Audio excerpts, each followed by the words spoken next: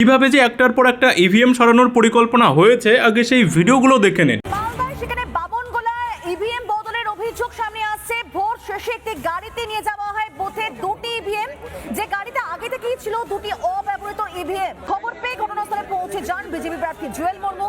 হবিবপুর বিধানসভা কেন্দ্রে বিজেপি প্রার্থী হারের ভয় ইভিএম বদলের চেষ্টা করছে তৃণমূল।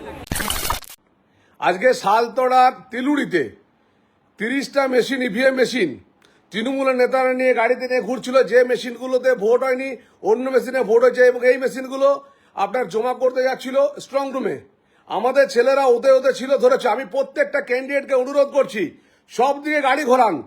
কোন দিকের গাড়ি কোন দিকে আছে, ছোট ছোট যে গাড়িগুলো, কিছু সেক্টর ইনচার্জ এবং কিছু পুলিশ অফিসার এবং AERO তারা প্রত্যেকেই মেশিন চেঞ্জ করছে। আপনার তিলুড়ির ভিডিও আপনাদেরকে দিচ্ছি, চন্দনা বাউরি ধরেছে। কোন অফিসার নাই, কোন পুলিশ নাই, কেউ নাই। এই যে ইভিএম নিয়ে ঘুরছে, যদি 20টা যদি ইভিএম আমার বদলায় লাই, তাহলে আমার এখানে কি হবে? কি শালতড়া বিধানসভাতে ওরা বুঝতে পারছে তৃণমূলের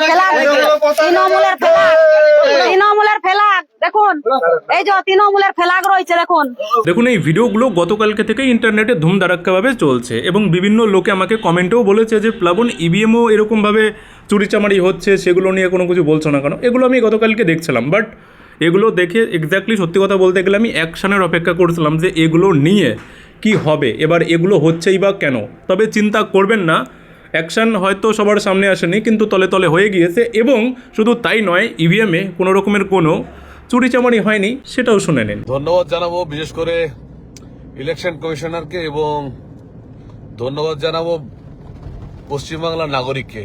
আজ ভীষণ হ্যাপি এই কারণেই, গতকাল আমার লাইভ করার পর সমস্ত ছেলেরা, জনতা পার্টির কর্মীরা যেভাবে বুথ থেকে স্ট্রং রুম পর্যন্ত সবাই মিলে এসেছেন এবং সারা রাত ধরে করেছেন, এটা একটা বড় ব্যাপার।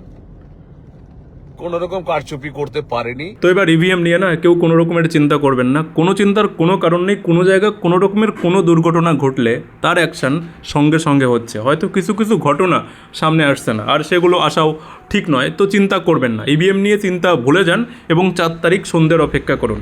4 তারিখ সন্ধ্যা পর্যন্ত এটা মনে রাখবেন যে ভালো খবরই আপনারা পাবেন। আর হ্যাঁ, যারা এখনও চ্যানেলটাকে সাবস্ক্রাইব অ্যান্ড পেজটাকে ফলো করেননি, করে নেবেন, এরকমের আপডেটগুলো পেতে থাকবেন।